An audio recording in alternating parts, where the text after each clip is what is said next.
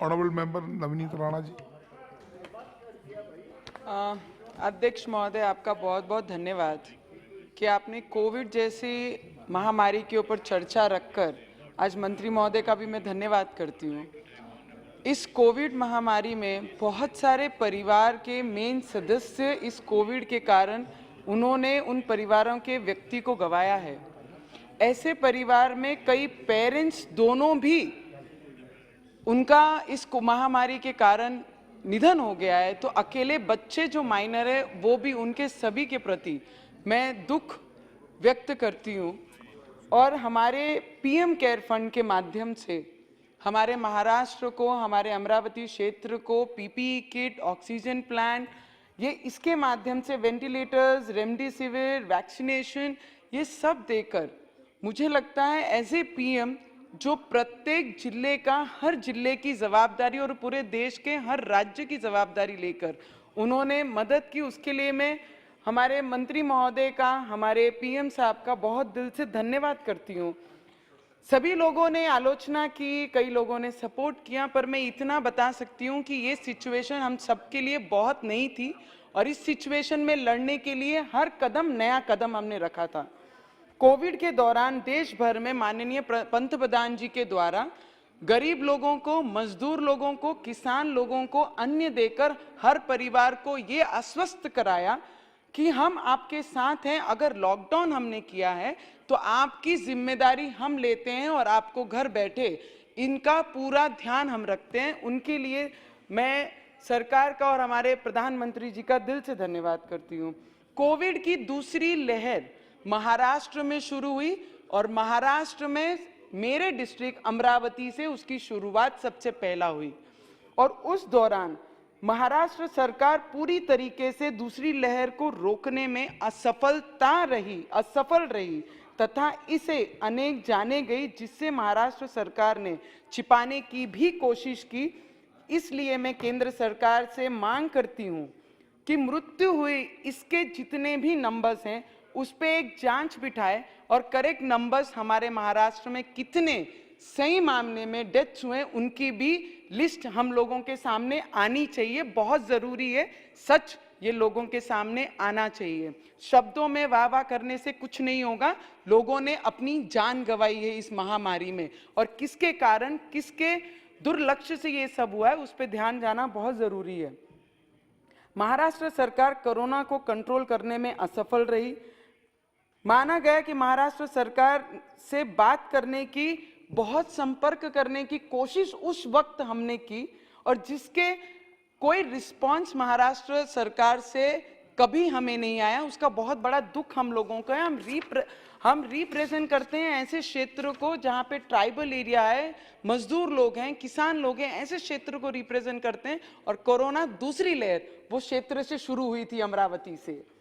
और कोविड में मैं आपको महोदय, अध्यक्ष महोदय, आपको मैं बताना चाहूंगी कि ये कोरोना के पीरियड में जो 1.5 साल 1 साल हमने लॉकडाउन करके हम अपने घर में रहे, हमारे क्षेत्र में मैक्सिमम ट्राइबल लोग हैं, मजदूर हैं और किसान हैं जो रोजमर्रा जाते हैं, मजदूरी करते हैं और खाना लाके अपने परिवार को खिलाते हैं। उस वक्त जितने भी लोग अपने घरों में थे, तब इलेक्ट्रिक डिपार्टमेंट का जो मुद्दा आता है, हमारे मंत्री महोदय ने, राज्य के जो मुख्यमंत्री ने और डिपार्टमेंट के जो मंत्री महोदय, उन्होंने क्लियर शब्दों में प्रेस कॉन्फ्रेंस में कहा कि इलेक्ट्रिक का जो भी बिल होगा उसे कहीं ना कहीं कोई परसेंटेज में हम माफ करेंगे और लोगों को रिलीफ देंगे, पर उन्होंने किया नहीं। जो हमारे कृषि पंप हैं, आज भी हमारे लोग वहां पर कृषि पंपों पे जो 2 साल से कुछ काम नहीं कर रहे थे, कृषि पंप में जाकर जबरदस्ती, अगर तुम वहां पर पैसे नहीं भरते हो तो उनके कृषि पंप के कनेक्शन भी आज हमारी महाराष्ट्र गवर्नमेंट के लोग जाकर जबरदस्ती उसे काटा जा रहा है। तो मैं विनती करूंगी, कई मेरे फ्लोर लीडर, मेरे भाई मेरे से बहुत बड़े और सीनियर हैं, जो शिवसेना के फ्लोर लीडर है ना, उन्होंने कुछ टिप्पणियां हमारे केंद्र के ऊपर, केंद्र के सब्जेक्ट पे की है, उस पर जरूर बोलना चाहूंगी मैं।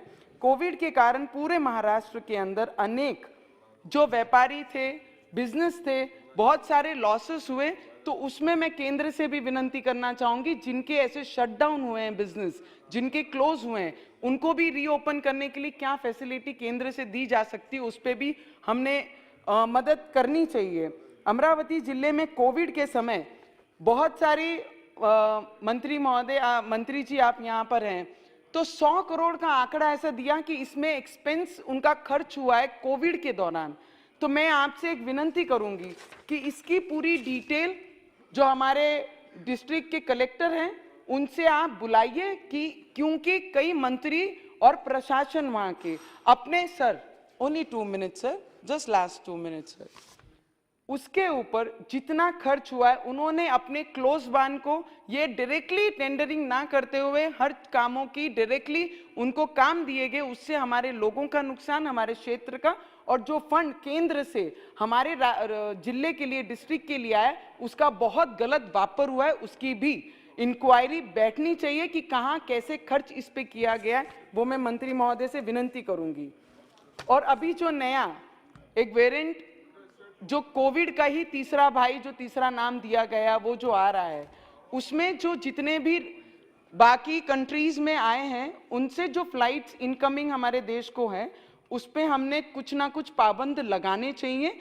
जब, क्योंकि आज हमारे स्कूल चालू हो गए हैं, कॉलेज शुरू हो गए हैं, सब बच्चे अपने अपने स्कूल जाना शुरू कर दिए हैं महाराष्ट्र में।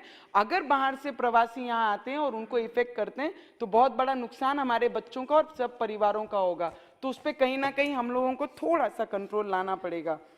और जितने भी डॉक्टर्स हैं, वार्ड इंचार्ज थे, साफ सफाई कर्मी थे, हमारे आशा वर्कर्स थी, और जितनी भी सिस्टर्स और ब्रदर्स काम कर रहे थे, मैं आपको बताना चाहूंगी मंत्री महोदय, अध्यक्ष महोदय, आपके माध्यम से, कि इन लोगों को कोविड में इनको कॉन्ट्रैक्ट बेस पर इस्तेमाल किया गया हमारे महाराष्ट्र में, और एज सून एज जैसे ही कोविड समाप्त होते दिखा, इनको यूज एंड थ्रो करके उस डिपार्टमेंट से बाहर फेंका गया।